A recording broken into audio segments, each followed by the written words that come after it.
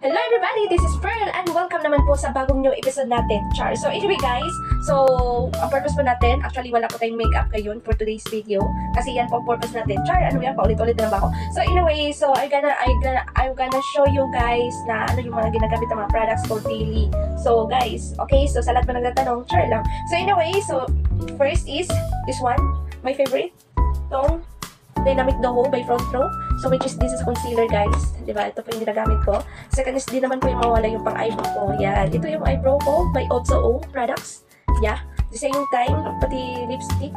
Char by Otso.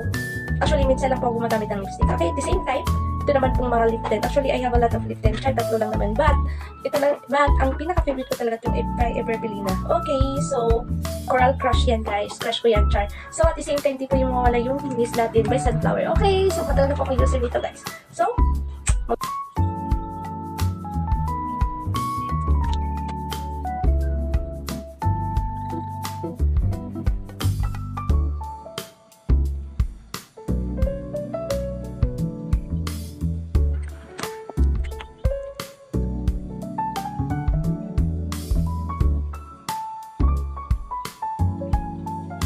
I